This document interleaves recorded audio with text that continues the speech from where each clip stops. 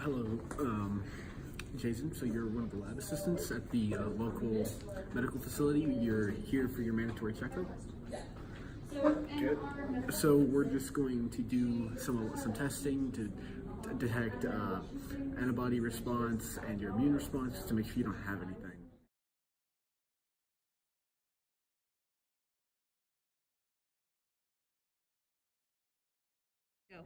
So you're experiencing symptoms of vomiting and diarrhea, correct? As well as over the last week, your weight's dropped significantly. This brings on concern of internal damage due to dehydration and such. We need to increase your fluid intake. And we're going to have to take other samples for the purpose of microscopic analysis because we need to make sure we know what you have. We're gonna have to, take your blood oxygen levels. We're gonna have to increase your fluid intake and, give you proper vitamins and nutrients through an IV. We're gonna, with how severe your weight loss is over the last week, we're pretty worried this is a severe infection.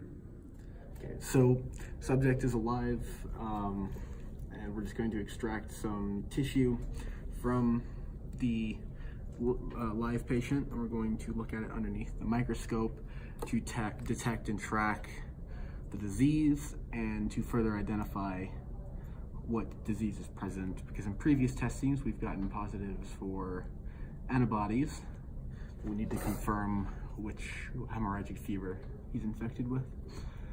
So from this imaging here, it would highly suggest Marburg hemorrhagic fever based off of the groupings of the threads and particulates, whereas the other two, Ebola and the other filoviridae strain of Ebola, they thread out and are longer threads that don't stick together quite as much.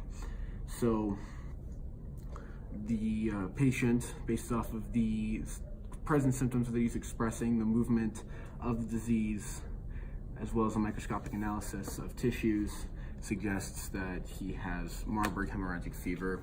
From here, we'll take supportive care and try to do the best we can to keep him alive. So testing that we've done has come back with a positive for Marburg particulates within your blood. The thread virus is quite concerning. It's very closely related to Ebola, and we're going to have to track and make sure the disease does not progress. From the different symptoms you're starting to show, with blood vessel breakage underneath the skin and bleeding of the gums and your nose constantly, we are worried about increasing internal bleeding risks, and we want to make sure you don't go into shock or have organ failure. So I'll just notify your family and friends. What? Quarantine? Yeah. We're gonna have to quarantine you. We want you to notify your family and friends, and we'll try to keep you alive and we'll try to keep you comfortable, but we will do as much as we can.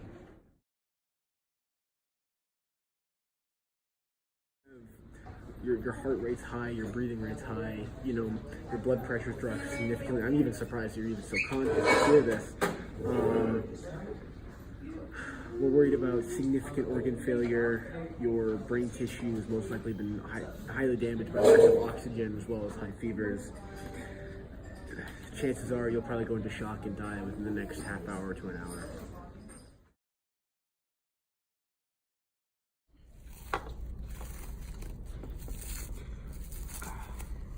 So if you look at the intestines, there's significant damage and tissue loss here.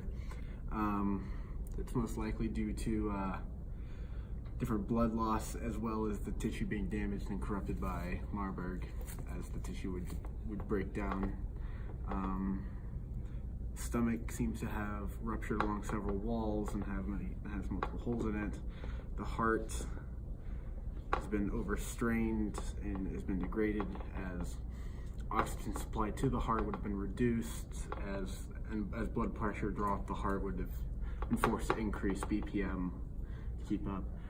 The blood vessel tissues, or the artery tissues along the legs and arms, have many holes and gaps in them where blood where blood was pooling underneath the skin, and brain tissue seems to have been significantly degraded, most likely due to the high temperatures and once again lack of blood flow. The cause of death can be determined as mass organ failure throughout the entire body, as well as shock from significant blood loss.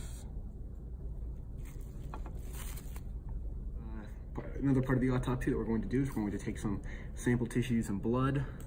We're going to look at them underneath the microscope to see if we can't recognize the amount and volume of viral particles in that area, so we can see how the disease had progressed since some of our more initial recognition.